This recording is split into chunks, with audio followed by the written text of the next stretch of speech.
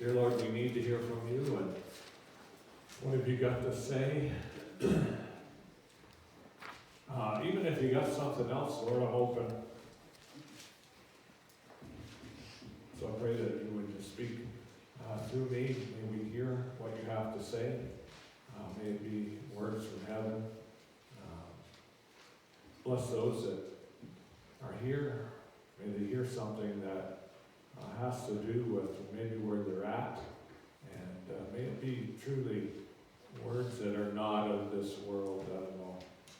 It's when we talk about your word, it's about you, and it is eternal. So, Lord, it's full of wisdom. I pray that we may hear that today. Speak to us, Father. May we have ears to hear and feet to move and to take it with us when we go this week.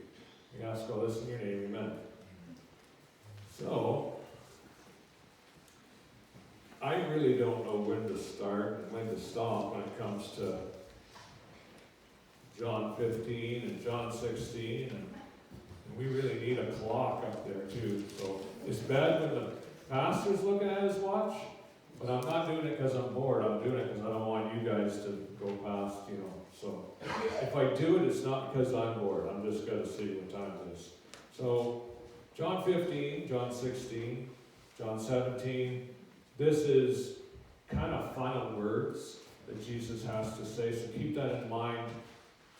And when you see John 15, and it doesn't mean, okay, that was one day, and then 16 is another day, or another, this is done, but it was actually conversations that continued on. It didn't just stop there, and then we reconvened later on. It was a conversation that was flowing. This is Jesus' kind of final words. He was here for 30 years. He did ministry for 3 years. And it was about to come to an end. The disciples, didn't understand because they thought of a new kingdom here on earth where it was overtaking the Roman authorities with Jesus, who had all power to do it. They saw it, but they didn't get it. And Jesus' final words, John 15, 16, 17. What do you say when you're ready to go? What are you going to say? I think about that sometimes. I think, what am I going to say? So, if it goes the way that I want, and as I'm maybe dying and my children are around, what am I going to say? Well, this is what Jesus said. It's all about relationship. But I'm going to get into it, and I don't know where it's going to go, because I've got a lot to go over. Not to scare you, but the vine and the branches. Chapter 15, verse 1, I am the vine, I am the true vine. And my Father is the gardener. He cuts off every branch in me that bears no fruit, while every branch that does bear fruit he prunes, so that it will be even more fruitful. You are already clean because of the word I have spoken to you. Remain in me, and I will remain in you. No branch can bear fruit by itself. It must remain in the vine. Neither can you bear fruit unless you remain in me. I am the vine, you are the branches. If a man remains in me and I in him, he will bear much fruit. Apart from me, you can do nothing. If anyone does not remain in me, he is like a branch that is thrown away and withers. Such branches are picked up, thrown into the fire and burned. If you remain in me, and my words remain in you, ask whatever you wish, and it will be given to you. This is my Father's glory, that you bear much fruit, showing yourselves to be my disciples. And then he continues on and he goes, so I see a bunch of abiding. Abide in, remain in me and I will remain in you. I am the vine, I am the true vine. This gets the people's attention because Israel was called the vine, but Jesus says, I am the true vine. So he gets their attention. And so he goes on more. And in 16, he talks about, now that I've told you, chapter 16, now that I've told you all this stuff, that you may not go astray, and he continues on and he says that I must go away. But wait a second, you just said that, am I echoing? Okay. What he said was, abide in me and I will abide in you, and then chapter 16 is a continuation. It's like, but you said abide in me and I will abide in you, but then I got to go away? And I I got to go away. What goes up must come down. And so the reason I have to go is so the advocate or the Holy Spirit or the helper must come. And so I can't stay here all the whole time. I know maybe you think that I should, but I got to go so the Holy Spirit can come. And what I did when you were around, what Jesus did when you were following me, now you will be able to do it because the Holy Spirit will live inside of you. This is a necessary ending. And so we see in the Bible there's lots of things about, because he says, abide in me, and I will abide in you. But then wait a second, I got to go. But I got to go so that something else can come. And so for new beginnings, there has to be necessary endings. And that, I think, flows through our entire lives. And so I brought some clothes because, me and my wife, or maybe we'll put it on you guys, you and your wife, your husband, wife, whatever. Lynn, you and Ed aren't the same. Back in the day when you guys were, not that you aren't vibrant right now, but when Ed was just getting it done, you two were a little different. Right? You agreeing? Right? And so husband and wives, I don't know, opposites attract, then they attack if you're not careful. And so husbands and wives are kind of many times, kind of the opposites. And so it is with myself and Cindy. Now I can really lay it on the line because she's not here. I just got to trust that you don't say anything. Oh, can you turn that camera off? No. She's different than me. I'm an introvert. Is that right? When you don't want to go out, you want to just stay at home. Is that introvert? Yeah. And she's an extrovert. She likes to go out and she likes to dance and she likes to do all that stuff. And I don't want to dance and I don't really want to be in the middle of anything. And she loves to be in the middle of everything. I don't know. She's just that way. She's good with computers. I'm a dinosaur when it comes to computers. Like, she's good with all that stuff. I'm terrible with all that stuff. I don't know. Usually I don't say too much to get myself in trouble. Sometimes she will say and doesn't have a problem saying stuff to get herself in trouble. I saw her mother laughing. See, that's when her mom laughs, I hit it right on the head. So we got this going on. We're so different. And we talked about love last week, and we're going to talk about love to a certain degree again this week. And so we are so different, and she likes new clothes. I don't like new clothes. Anybody like that, or is it just me? That you just like your old stuff? You do? Honest? Because I thought I was weird. But there's a lot of people that, like old clothes. I love my old clothes. And then I see all of a sudden a pile. Cindy will go through my dresser and tear stuff out like this. I've seen this stuff in a pile before. Like, look at this. It's tore, and it's all this. Why is that sitting in a pile? Because it's like that. But look, this is a retired, not expired, 2016 Big Poppy. He was with the Red Sox. He doesn't play anymore with them. This is a collector's edition. You can't throw that out. She wants to throw it because it's got holes in it. I call it comfortable. These are my work pants that I've worked in and I wear up until last week. This is how I roll. This is what I look like at work. Holes in the rear end. Walking around with, you see what I'm saying? I like this stuff, but she wants to throw it out. It's not that I can't afford new pants. I have new pants in my dresser, but I won't wear them. And then finally, I had to break down and wear them last week, and I felt so, I don't know, it's like, hopefully nobody looks at me and sees me with these new clothes. That is weird. That is a childhood issue. But there is a necessity. In order to have a new beginning, new pants, new boots, new whatever, there has to be a necessary ending, and that is meaning throw these things in the garbage. Right? In order for it to get the new, there has to be first an ending. So this is kind of funny, but maybe with relationships it's not as funny. Maybe you've been in a toxic relationship. And in order for you to move forward, maybe there has to be, in order to get into something that is better. And I'm not advocating just because it's not working, drop it. I'm not saying that at all.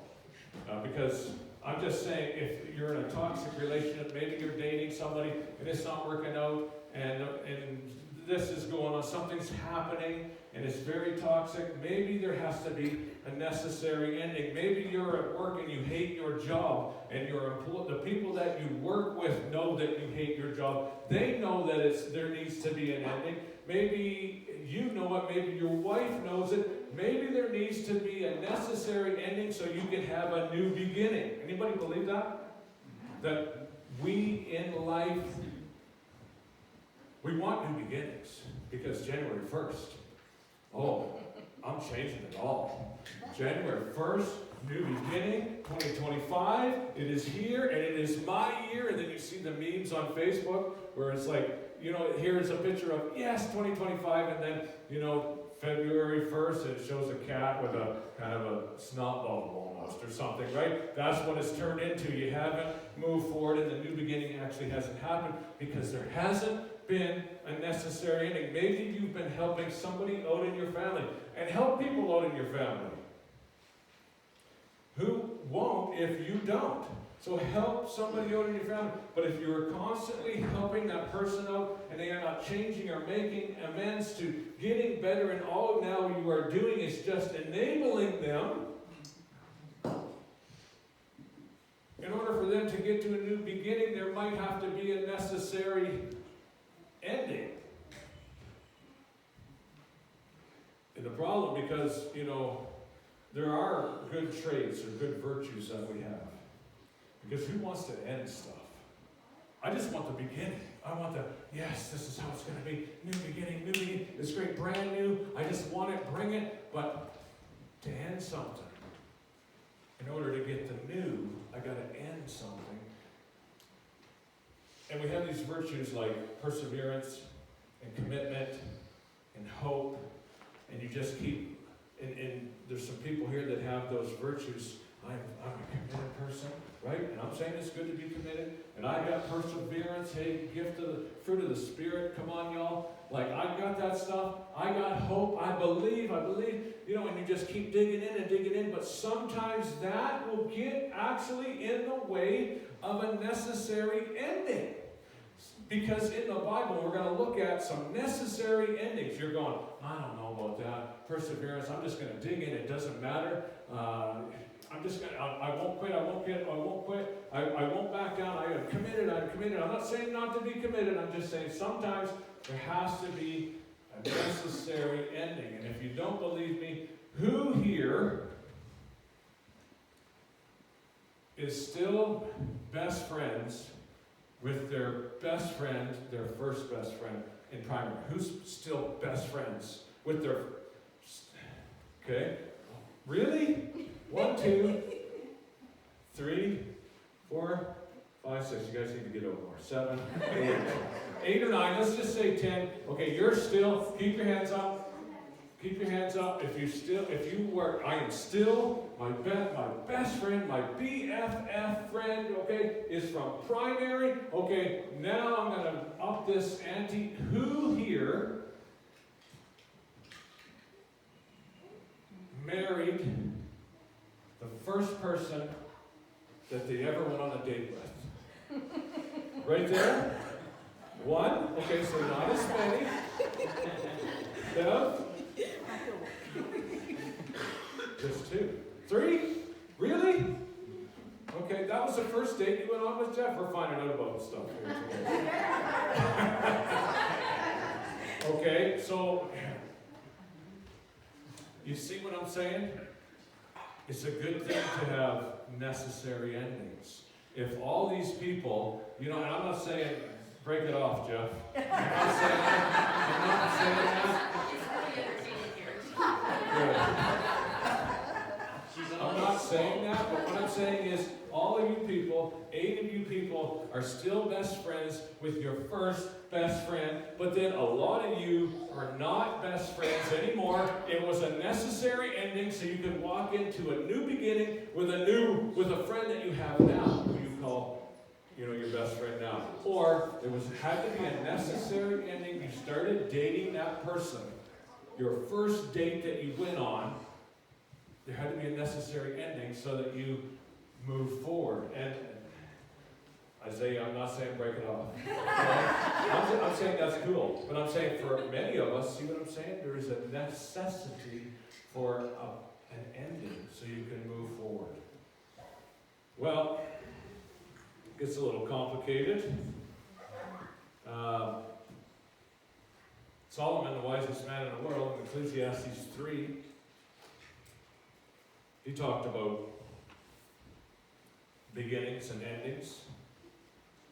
There is a time for everything, and a season for every activity under heaven. A time to be born, and a time to die. A time to plant, and a time to uproot. A time to kill, and a time to heal. A time to tear down, and a time to build. A time to weep, and a time to laugh. A time to mourn, and a time to dance. And a time to scatter stones, and a time to gather them. A time to embrace, and a time to refrain. A time to search, and a time to give up. A time to keep, and a time to throw away. A time to tear, and a time to mend. A time to be silent, and a time to speak. Marriage people, down right there. A time to be silent, and a time to speak. A time to love, and a time to hate. A time for war, and a time for peace. Necessary endings, so that you can have promised new beginnings. So with me, or say, if we're going to come on stage here and talk to pastors, I think that's something that pastors deal with, is endings and beginnings. And so I was listening to T.D. Jakes, and he was talking about when he did a retreat. It was just for pastors. And he was talking to them, and one guy came up, and one pastor came up, and he just started crying because he didn't want to see anybody leave his church. Right? And I don't want to see that. Like, that hurts me inside when I see that, and I don't know what I can do sometimes. And this pastor just cried like crazy about it because it ripped his insides. He didn't know what to do, and a lot of the other pastors, he didn't really have an answer. What do you do when there's like, and it's almost like a necessary ending, is when some people come and then they leave and they don't come back, and what do you do about that? And Pastor Jake said, being a pastor is like being a bus driver. Because along the way, as you are going and you come to a stop, people get on and people get off. And that is how it is in a church sometimes. People get on and get off. But do not ever let the people getting on and off stop you from driving the route that God has called you to drive. Necessary endings and also new beginnings. And sometimes we see the signs, because lots of times, and we read what Solomon, the wisest man in the world, he talks about there needs to be an ending for there to be a beginning. But I want to know about these and when it's time to end it, right? We want to know. We live in a world where, man, just touch the screen. We can find out a whole bunch of stuff. I want to know when it's time for a necessary ending. I need to know. I want to be able to win, W-I-N. I want to win it, but the only way I'm going to win it is when you tell me when. I want to know when, but we don't know sometimes when, because we back off. Okay, it's time for a necessary ending here, but I don't know. I don't know. I'm just going to hold on a bit more, but it's time, Marty. It's time. It's like some people have a sign right in front of them, and it says, sometimes when it comes to necessary endings and new beginnings, maybe that you're close to God,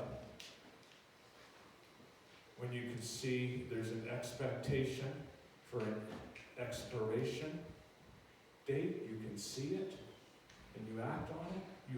It's not just how you feel, but God's prompting you.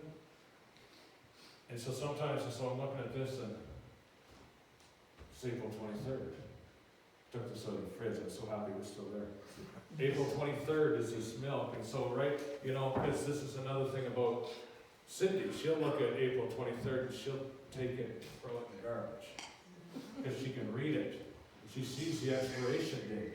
Just throw that thing away. But me, sometimes I see it, the sign is right in front of me, and I still gotta smell it. I still gotta go, doesn't smell too bad, but sometimes you're willing to live in the stink longer than you should. It smells and you still live in it, and the expiration date was right there in front of you, but you won't take it as a sign. You have to actually smell it yourself. And so this is this thing about knowing when. Show me when, God. I want to know when it's time for a necessary ending so that I can move into the beginning. And I'm not sure, if I'm not sure, how can I win? W-I-N, if I don't know when, W-H-E-N. So we have these questions about beginnings and endings. And I don't know if I've caught you here yet. I don't know if I've got you thinking along this. So I'm going to bring the Bible into it, and I'm going to go Old Testament style. Beginnings and endings. What better place to start is Genesis. Beginnings. That is the beginning.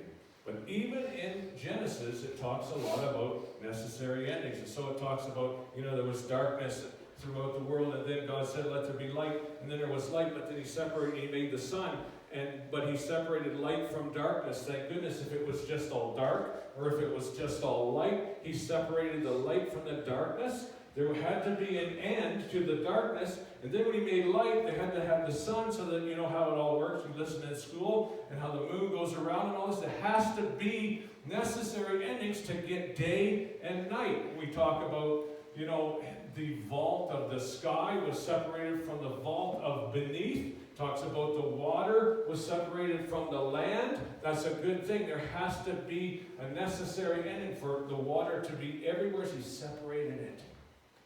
And it's a good thing, and we start to really panic when you hear about a tsunami or something like that, when water starts to take over the land. There was a necessary ending where he pushed it back to have a new beginning, water and land. So maybe I'm selling you on this, where we need to have there's necessary endings even in the book of Genesis. Well, we'll go a little bit further. In Genesis chapter 2, I believe it is, where there's man and woman. And the most beautiful, and you think about getting married, Isaiah and Destiny, you think about beautiful venues to get married in. What about the Garden of Eden? Now that is a great wedding venue. This is the first one. And so the wedding ceremony, God is there. Like, wow, this is the wedding ceremony, and God said to Adam, it's not good for you to be alone. And so while he was sleeping, and we know the story, and all of a sudden there was woman, and he sings a song. This is a Hebrew song where he says, bone of my bone, flesh of my flesh. This is a song. You know you're a good-looking woman when your man starts singing songs about you. He sang a song. So guys, I'm getting you in trouble. And go home and make up a song about your woman. Like you know. And so this is, okay, so that's not new beginnings and endings and all this stuff. I don't see that. But then God says this is made me so as a man shall, leave his mother and father and shall be joined as one with his wife. But why are you talking about that, God? Because it's just us. Adam and Eve. And a man should leave his mother and father to be joined with his wife, and the two shall become one. We don't even have a mother and father. Actually, God, you were it. But God is setting up a ceremony of marriage and how important it is, but he is also saying that there has to be a necessary ending. The ending of how, so the man was with his mom and dad, the boy was with his mom and dad, and so he moves on, he moves forward as he he's going to marry this woman. He steps out of, the training he hopefully has learned. I'm not saying forget about everything that you've learned from your mom and dad and the experiences, but you move away from their control, their kind of stuff that they've got on you, and now you will become one with that woman. There's a necessary ending. You step out of the house of your mom and dad, and we're talking about a world where it's 50% failure rate in marriage and divorce. And maybe this is a step we've missed, where the men have not stepped out. Now I'm one with you, because sometimes, and Mom, you've never did this to me, but sometimes our mother-in-laws say, oh, I know this is what I would be doing with him, and so she hasn't allowed those two to become one. And maybe this is something to do with why marriages are failing, because they haven't actually made that necessary ending so that they can have a new beginning.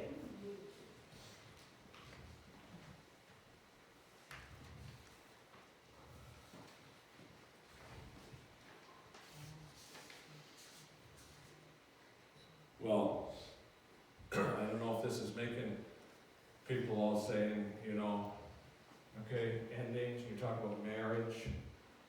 I'm ready to file tomorrow. I'm not wanting you to do that. I'm not saying that.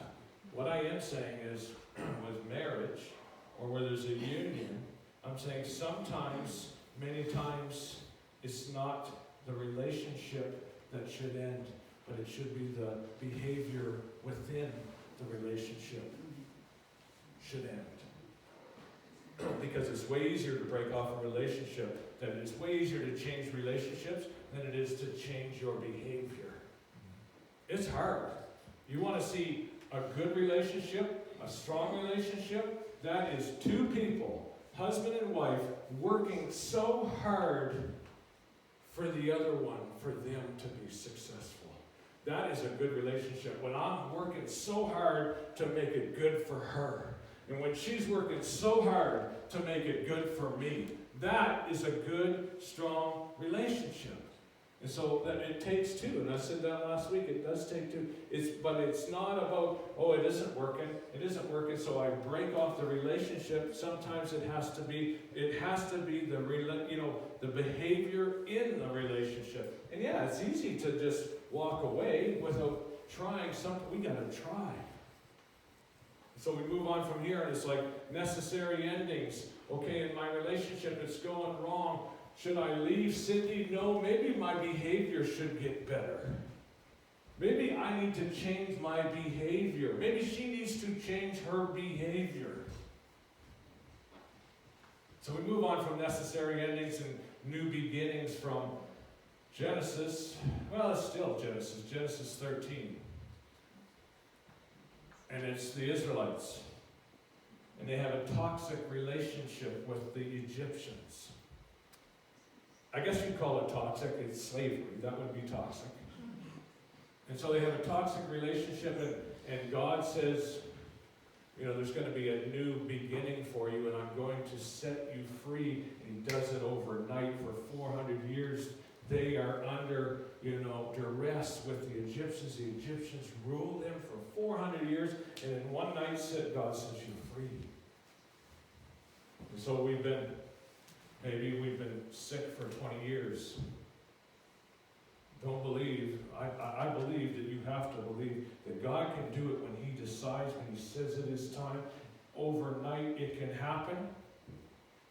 400 years they went through all this, slavery, and God says it's over. And a new beginning. And as they started to walk, they started to murmur. And then, because they were afraid of the unknown. Because they're out in the wilderness and they're walking around and they don't get it. They're like looking at Moses. Is he actually that good? Did God actually call him? I don't know if he's that good of a leader. And they started to murmur in the wilderness.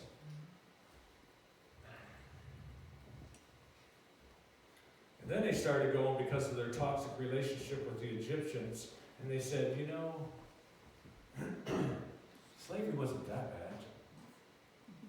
Remember that hay that we slept in? Remember those pots of meat? And the whips weren't that bad.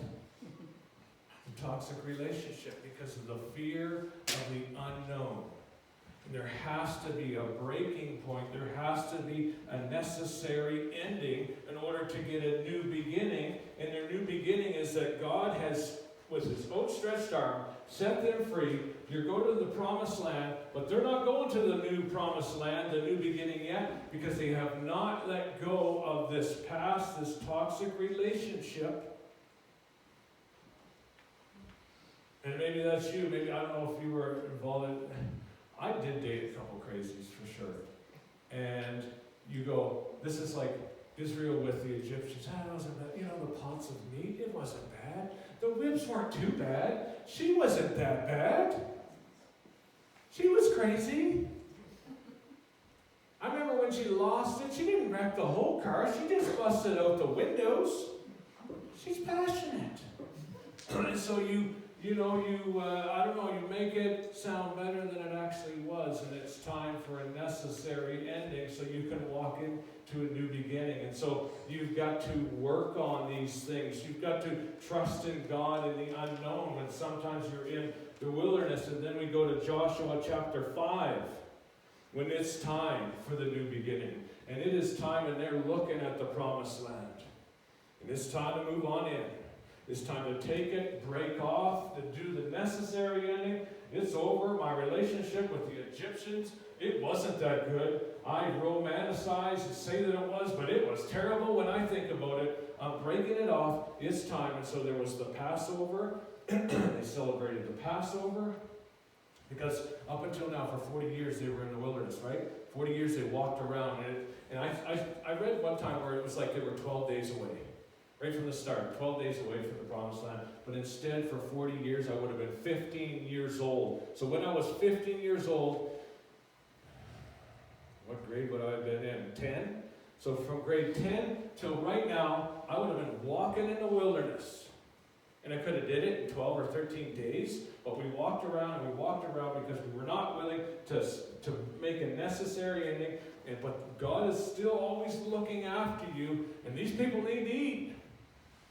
So what I'm going to do is I'm going to drop manna off, and it's every day. And all you've got to do is go out and collect it. And get your portion, and every day for 40 years, you just get the manna and you're fed.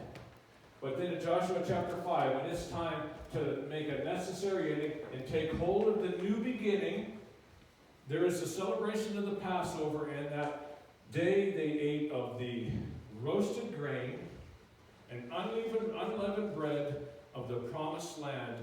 And the next day, there was no more manna.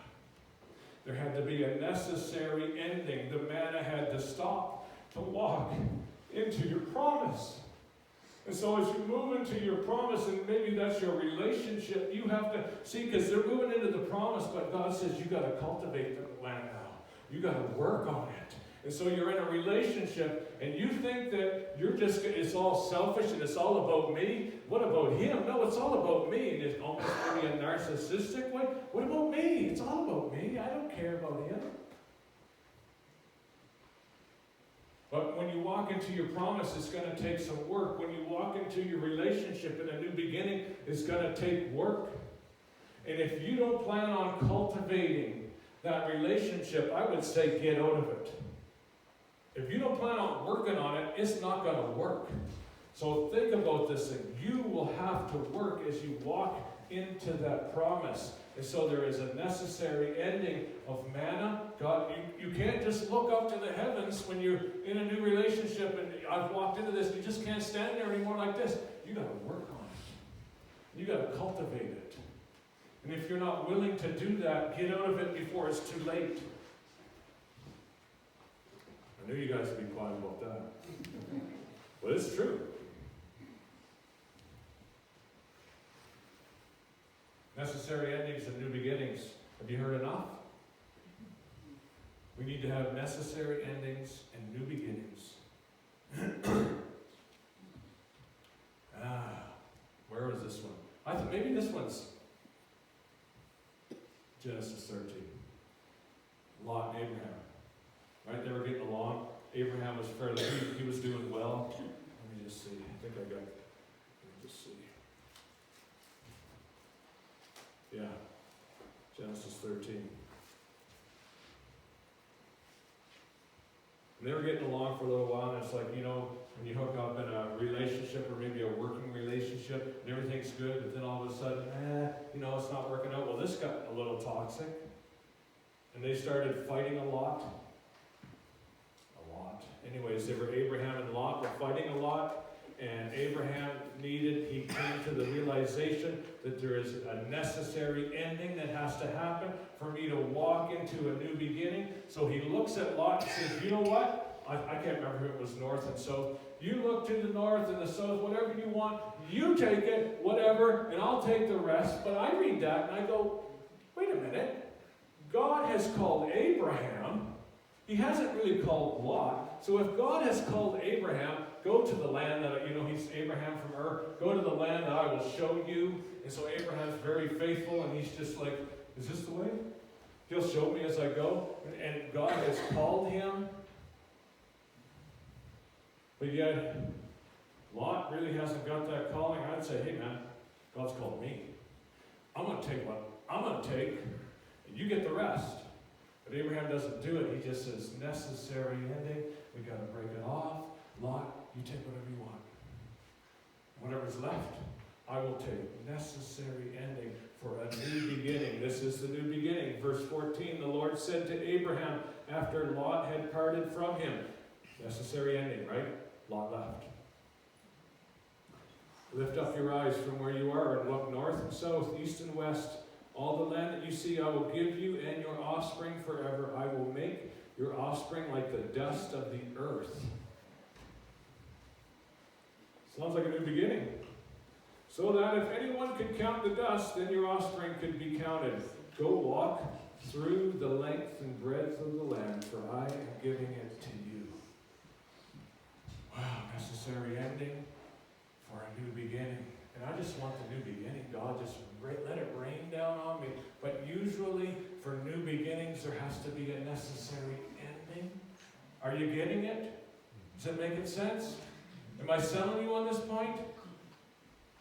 So, okay, we've done a lot of Old Testament stuff. We did Joshua chapter 5. We did Genesis chapter 2 and Genesis chapter 1 and Genesis, chapter 13. But I'm a New Testament guy. So, Marty, you got anything in the New Testament that would talk about necessary endings, new beginnings? Yes, I do. It's actually what we read already. And it's John chapter 15 and 16. I am the vine. I'm the true vine. And the disciples are like, whoa. Because Israel's the vine. But Jesus says, I'm the true vine. You got my attention now. Abide in me and I will abide in you. And it talks about, the branches and all this stuff. And so this is the end of Jesus' life. And I started the sermon by saying this. What do you talk about? When you are at the end, you will talk about what's most important to you. I can guarantee you I will not be talking about the Boston Bruins when I'm done. I'm going to be talking to my family if I can. That's what I want to do. And I want to see where they're at. I want to make sure that they know God. That's where it's at. So Jesus is at the end. And what's important to him? And I want you to understand that there's necessary endings and there's for a new beginning to happen, but I want you to get this too. What is important to Jesus? You will see it when he's at his end. And it is, first of all, your relationship, because this is John chapter 15, all the way through. It talks first, he says, your relationship with me. It's all about relationships with Jesus. What's most important to him? At the end, he voices it, relationships. First one, relationship with me. Then it's your relationship with other believers. And then it's relationships with the world. And sometimes don't get this mixed up. it's important to, first of all, have your relationship with God right. And then it goes from there to your relationship with other believers. And then it goes to relationships with the world. And sometimes we get this all mixed up and we miss a step. Maybe I'm not getting along with people out there at work and I'm just firing, I'm just ripping them all apart. Maybe because I've missed a step in my relationship with other believers, and I don't have a relationship with God. Maybe I've missed a step. So Jesus is very sure he wants us to, first of all, have a good relationship with him, have a good relationship with other believers, and have a good relationship with the world. That being that you will tell them about his love for them. It talks about love. It's like crazy love. In John chapter 15, he says, I am the true vine, and this is the last of the I ams. And so he goes through the I ams, and I am the bread of life, and I am the light of the world, and I am the door, and I am the good shepherd, and I am the resurrection and the life, and I am the way, the truth, and the life. And now number 7, I am the true vine. All right, he's got their attention because I thought Israel was the vine, but he said, I am the vine, you abide in me. And so he's the vine. He calls us the branches.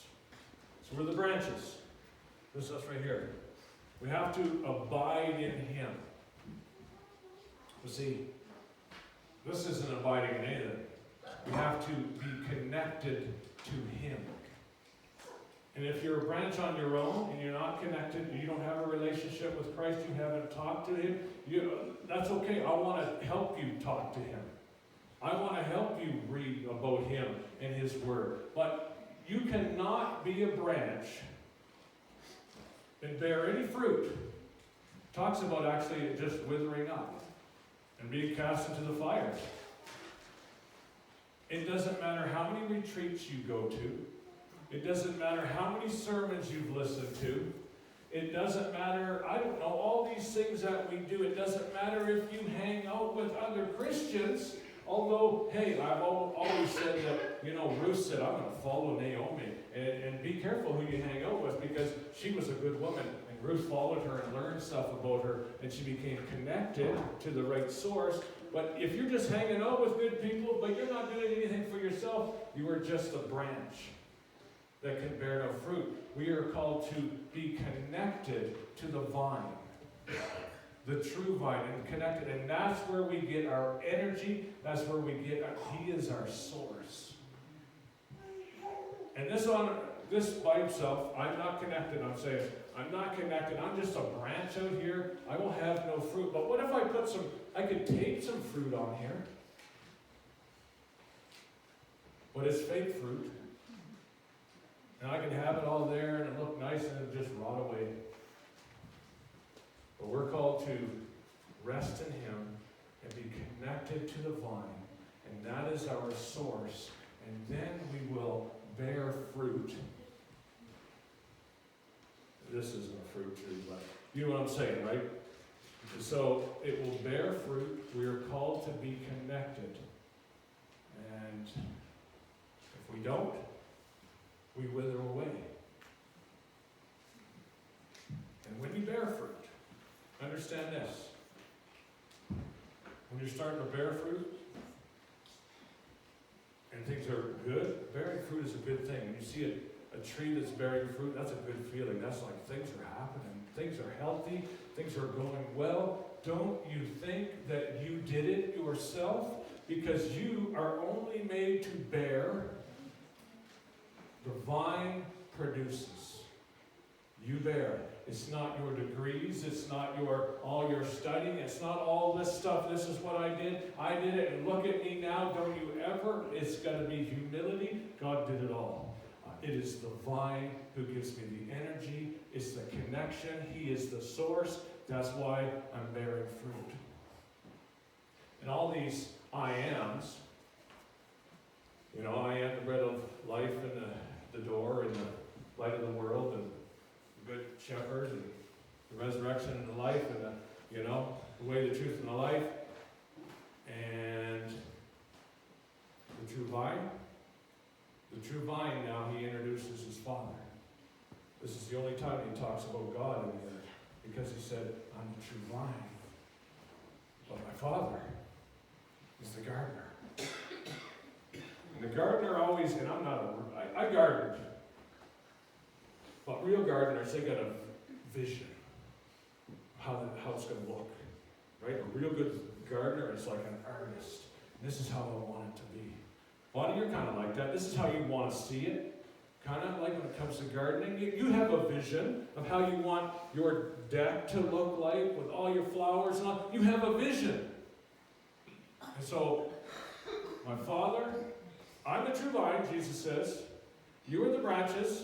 You must abide in me, be connected to me. I am your source. You are to bear fruit.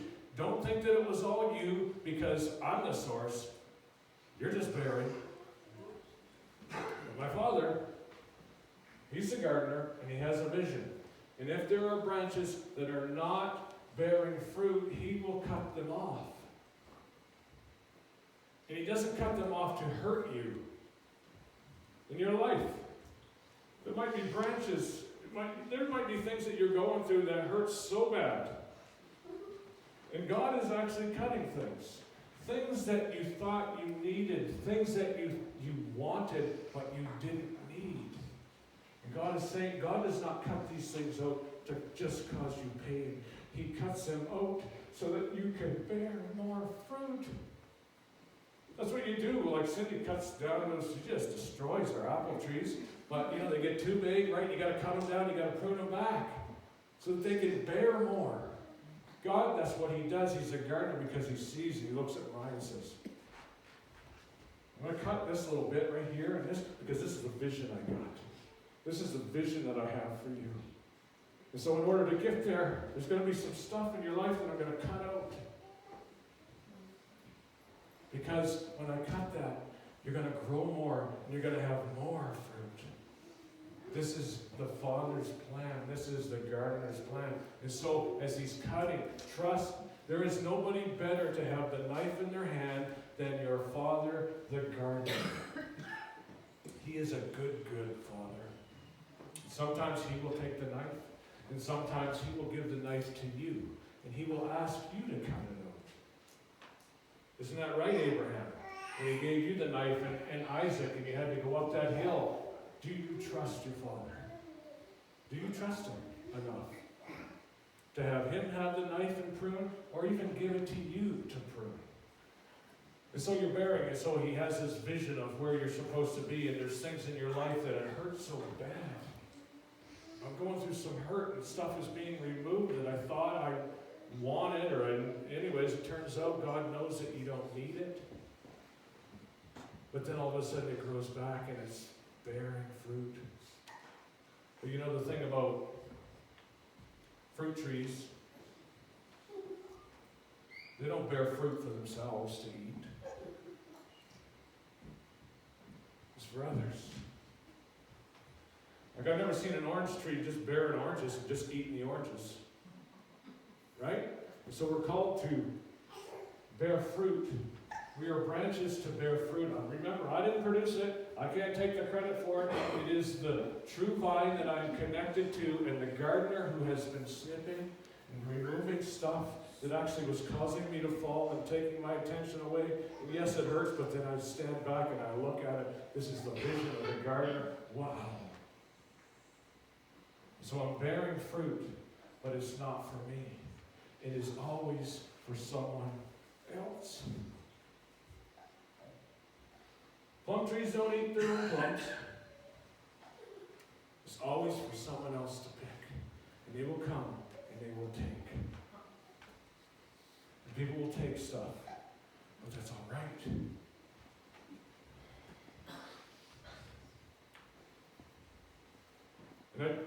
this is something I want to tell Wayne. Because I always said, never stop giving. He loves to give. I said, never, because people take, right? Sometimes it's like, man, they just keep taking. But that's all right. They can keep taking the fruit, because it's not for me, it's for them.